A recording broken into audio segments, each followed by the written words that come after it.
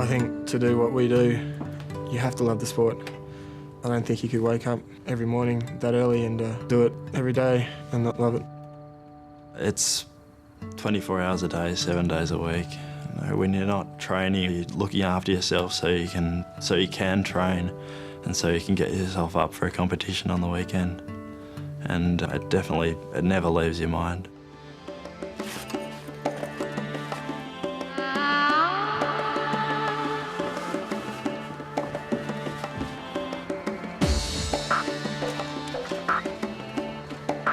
Getting up at 6 o'clock in the morning, probably when I look back with my gold medal in my hand, won't be that bad.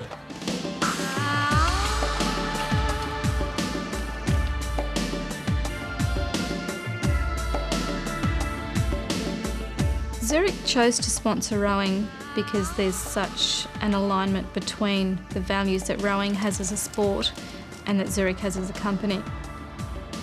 I was a swimmer previously, but started rowing and just fell in love with it straight away. As soon as I get out of bed or as soon as I get down to the boat shed, it all changes. I know what I'm there for. Rowing is very much a team sport, and at Zurich, teamwork is incredibly important. We've got 68,000 people around the world that have to work together as a strong team.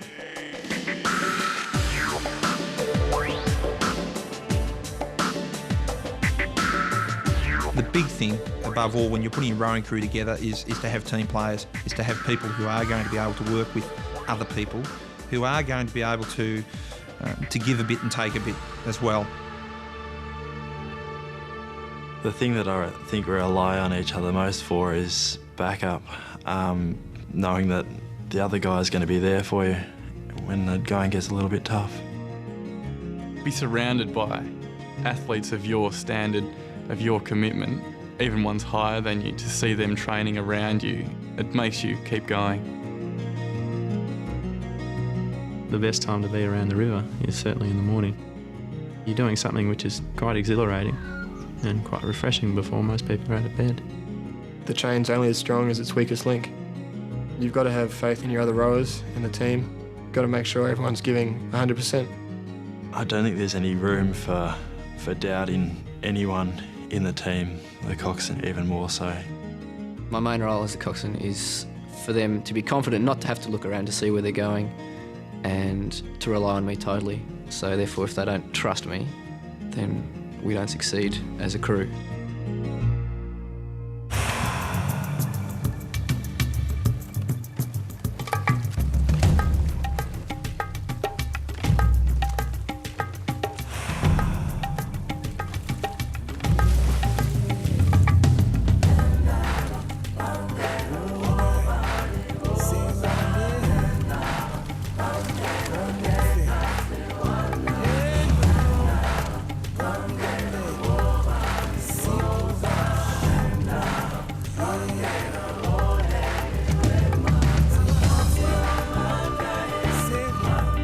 As a rowing coach, one of the big tasks is trying to bring together a number of different people from a variety of different backgrounds.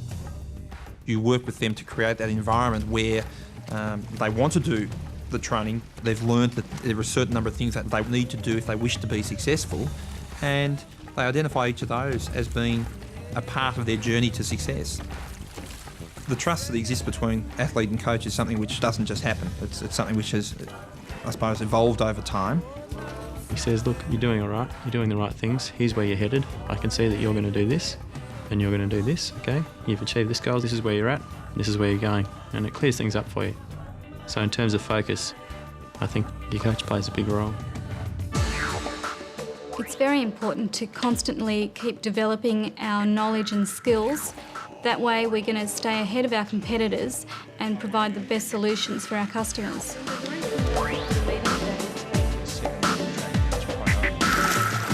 I've been rowing since 1972, so nearly 30 years. I immediately had a great empathy with rowing, going backwards on water, as it is. And for the first time, I felt good about what I was doing. So I've stuck at it, and it just got better and better and better.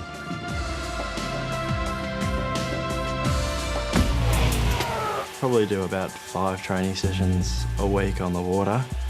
And the rest are on land. They include work on rowing machines, weights, and also some light cross training like cycling or running.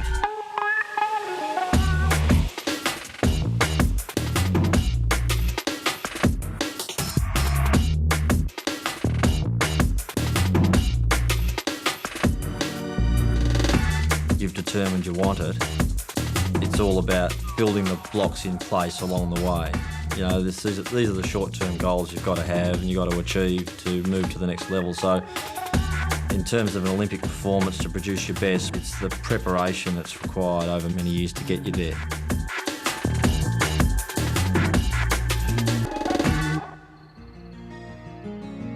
After a training session or after a race, it is very important to have communication within the team. Each week we have a different person or group of people cooking dinner, and there are some nights where it's really quite bonding for either your squad or the boat club as a whole, because we have a lot of veteran rowers who are always around there and supporting us younger rowers, which is good. Effective communication really is just being open and feeling that we're able to speak freely and not feel that we have to hold anything back, and being able to sit down and feel comfortable enough to say what the problems are, and then also for the athletes to know that someone, more than likely the coach, is able to bring it all back together. So sometimes there is a bit of pulling it apart to put it back together and make it stronger. Watching crews go out for a race, quite often you can pick out the winner before they even get to the starting line. They walk straight to the boat, they pick it up together. They walk it together. They're really on a mission and they're out there to win.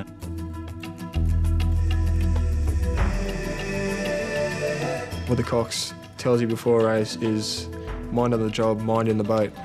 Yeah, you don't look at other people, other crews, you don't worry what they're doing, you just focus in your own boat.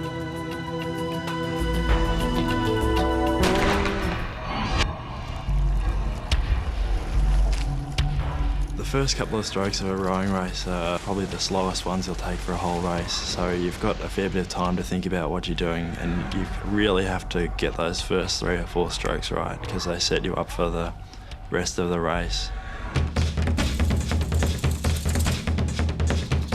You really rely on your teammates when things are the hardest.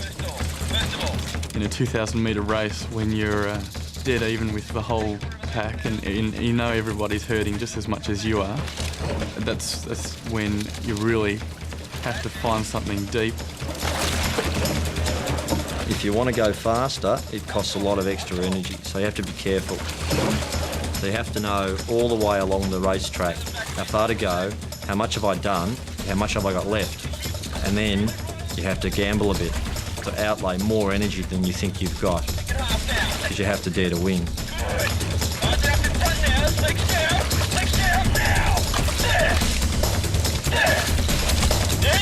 You get to a certain point of the race where you're thinking it, but I can't go any harder. You're either in front of everyone else or you're second, third, fourth. But I mean, if you're within the distance of coming first, you're always going to be able to find a little bit extra.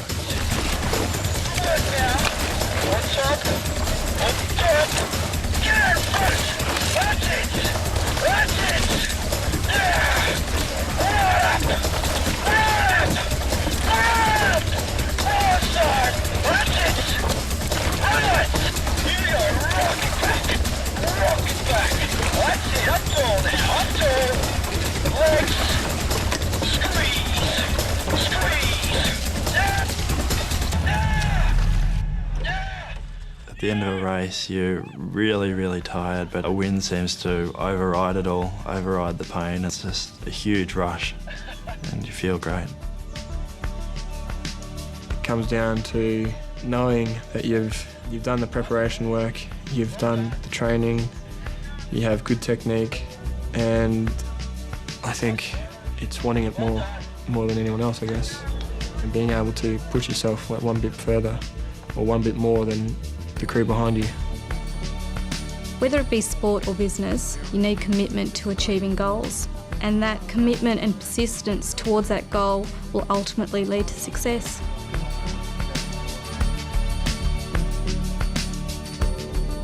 I really want to get the most out of my time here. Doing whatever you can and taking whatever steps you can to sort of make your life fulfilling it's a high priority, I think.